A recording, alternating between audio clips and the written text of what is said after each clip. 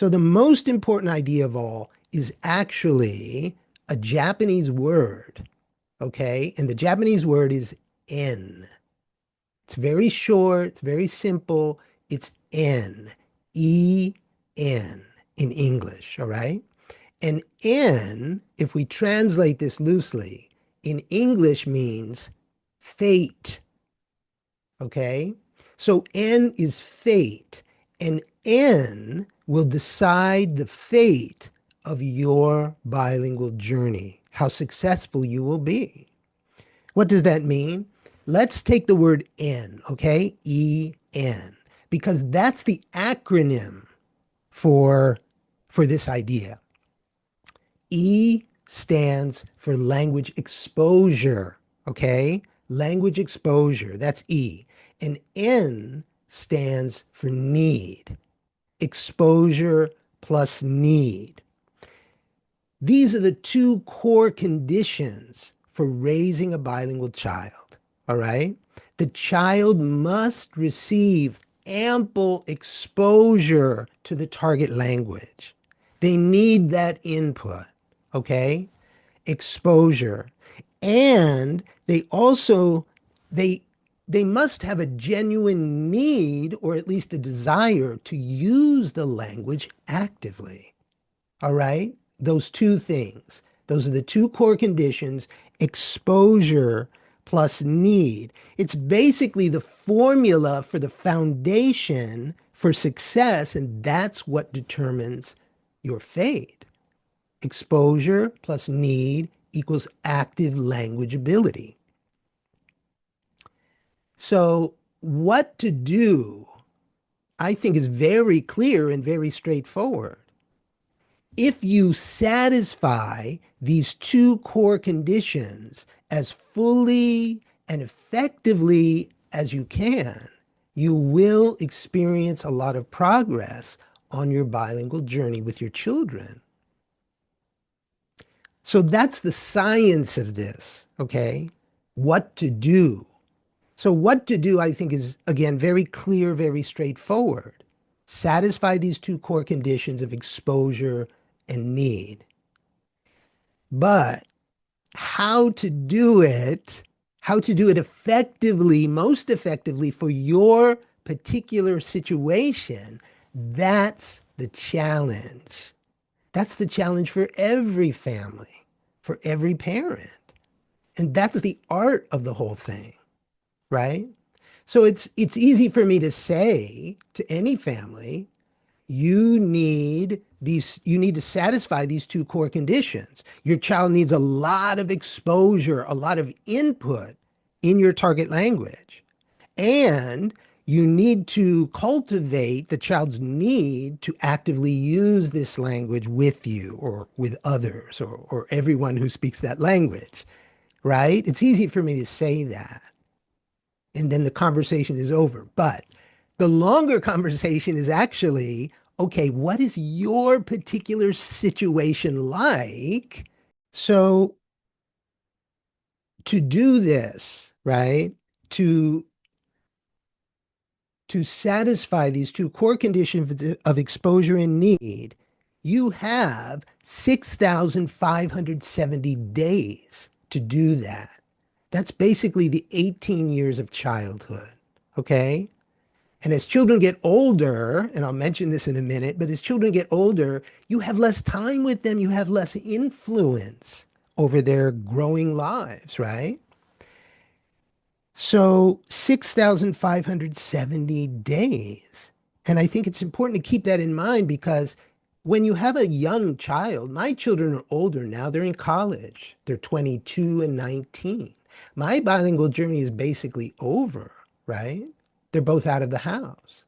But when you have a child who's only 2 or 3 or 5, it feels like the road ahead is still kind of endless, right? But it is not endless. It is not. And it will pass by so much more quickly than you imagine when your children are still very small.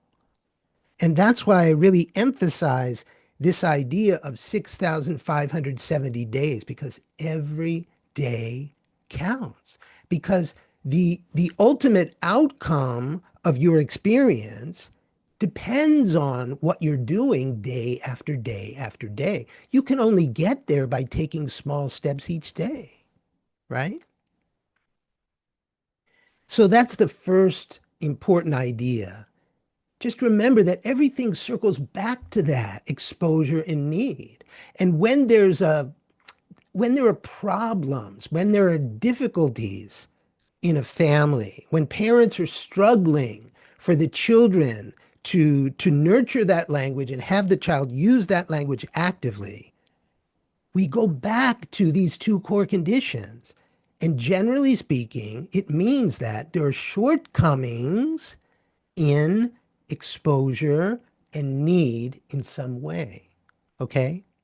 So that's our foundation for everything else. Another really important idea, I think, a way of thinking about this is that you don't have to do this perfectly at all, really. There's no perfect parent, right? In the history of humankind, there has never been a perfect parent. And yet, many, many parents have been very successful raising bilingual children. Even though they did it very imperfectly, you don't have to do it perfectly, okay?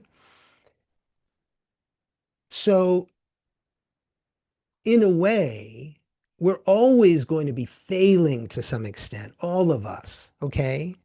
So, I think it's important just to accept that because many times that's what I hear from parents when they get very frustrated. They feel like I'm failing.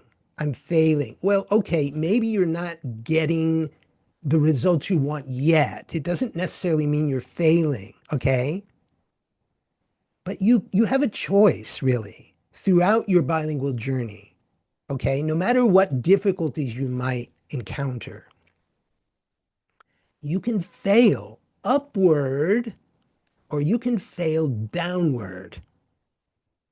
What does that mean? Failing upward means whatever happens through your experience, and every parent, me as well, okay?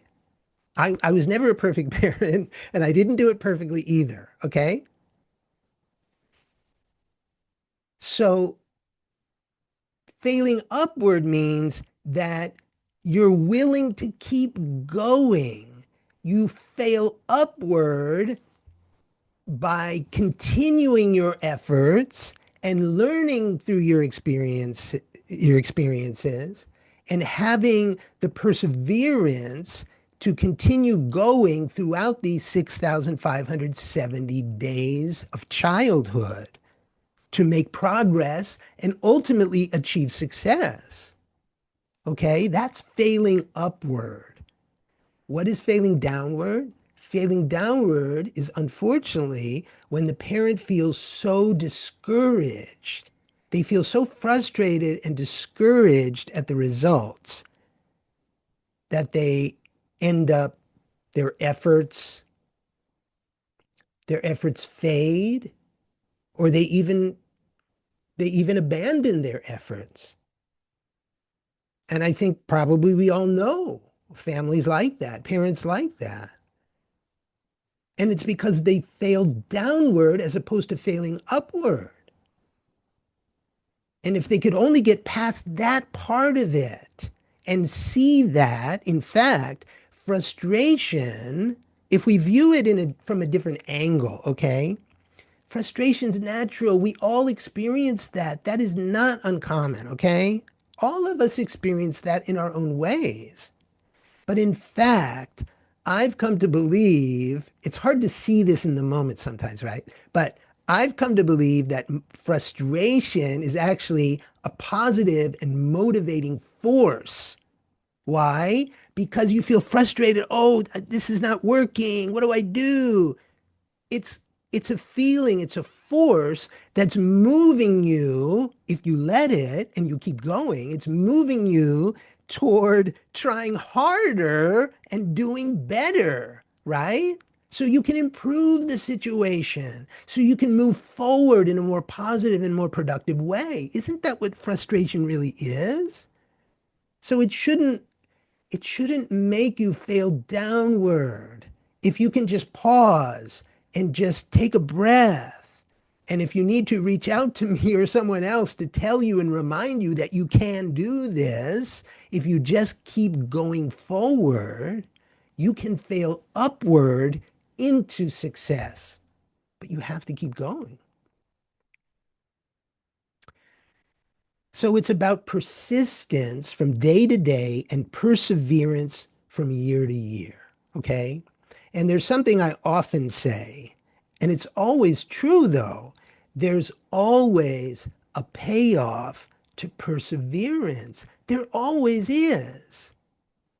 As long as you keep going and you continue failing upward and you learn from your experience and you try new things, as long as you keep moving forward and you have that sense of perseverance for all the days and weeks and months and years of childhood, you will succeed.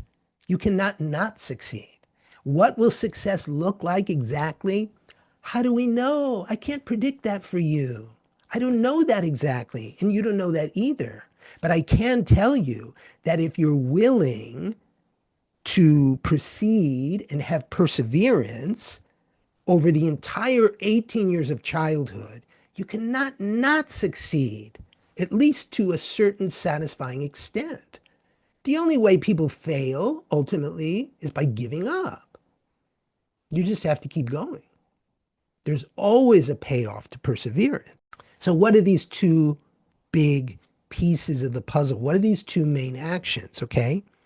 The first biggest piece is talking a lot in your target language. Oral input from you and from others, if there are others who speak your target language, that you are also proactive about trying to connect your child with others who speak the target language. But for many parents, including me, it was really 95% me. And so it was incumbent upon me to be as talkative as I could be. Okay. Now I know this idea, obviously, it's very simple. It's obvious. I get that, right? Okay. Talk a lot to your child. But honestly, and again, I'm speaking from this wide perspective over the past 30 years. I've seen lots and lots of parents and what they're doing. And I would say that most parents, I can't really put a percentage on it, but most parents can do better at this. They can talk more. They're not talkative enough. Why? I think there's a few reasons for that, okay? First of all, one of the hardest things for many parents is when they have a new baby, it's a monologue to start, right? When a baby is born, the baby's not speaking. The baby's not conversing with you. You're not engaging in some sort of conversation. It's going to take a few years before that happens, right? You have to be mindful and proactive about the idea of speaking to the child as much as you can, even when you're getting no response, really, right? The more input that the child gets, again, this is ample exposure, right? The more input that the child is getting before they start to speak, that's actually the fuel for the output. Let's talk about that a little bit more, right? Let's be concrete. Let's be practical about this. So the first main idea is, and you just have to get used to it, okay? You need to talk out loud.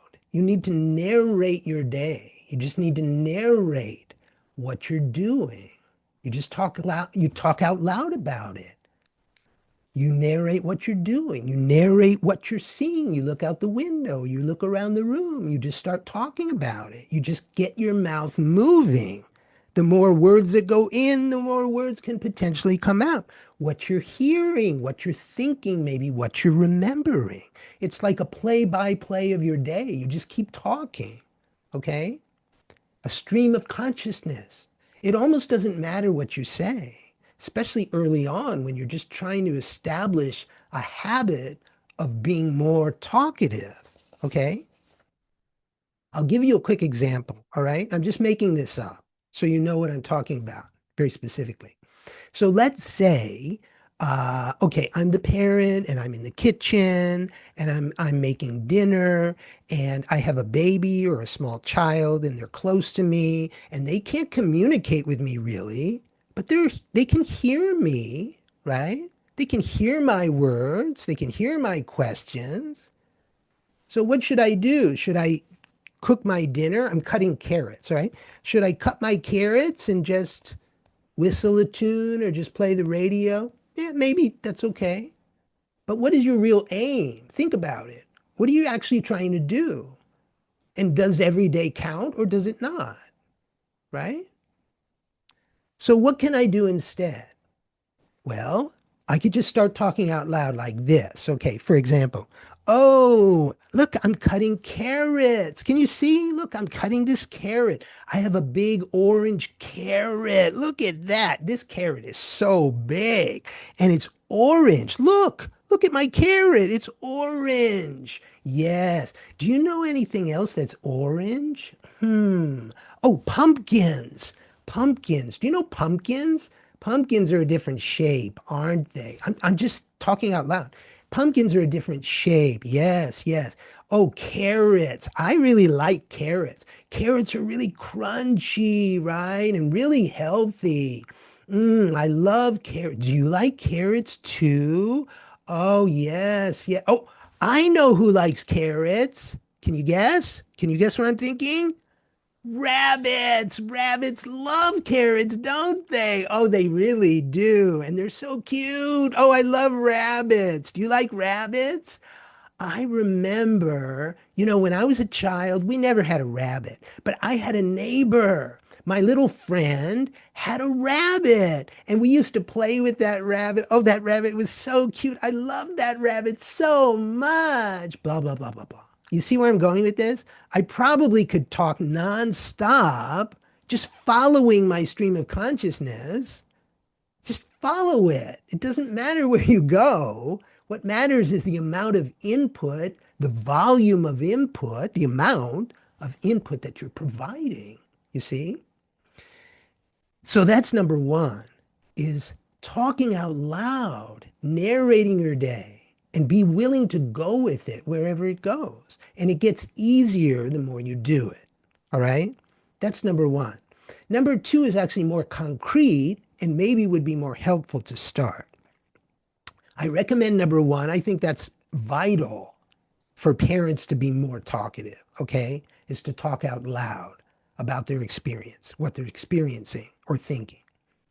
But number two is picture prompts. Picture prompts are like family photos or interesting pictures that you print out from the internet or you cut out of magazines. It doesn't matter, okay? And you get a lot of these photos and pictures and you post them around the house. Why? Number one, it reminds you to be more talkative. It'll first of all remind you of that, right? Because you see the picture and you're like, oh, I promised myself I was going to be more talkative. It reminds you. And then it actually gives you something to talk about. You don't have to make it up, right? Again, I recommend that. I really, really do. But number two, it gives you something to talk about. Let's say you put a picture of yourself as a child. You're sitting on a horse. Again, I'm just making this up. But you're sitting on a horse and you put that picture on the wall. So when you see that and your child is within earshot, you start talking about it, right? Oh, yeah, when I was a child, I loved riding horses. My horse, this horse, he was brown. His name was Chocolate. Oh, I love this horse. He was so gentle, blah, blah, blah. You can go on and on and on, can't you? Right? And you probably can go on so far that you end up talking about rabbits or something different. It doesn't matter. It gives you something to talk about.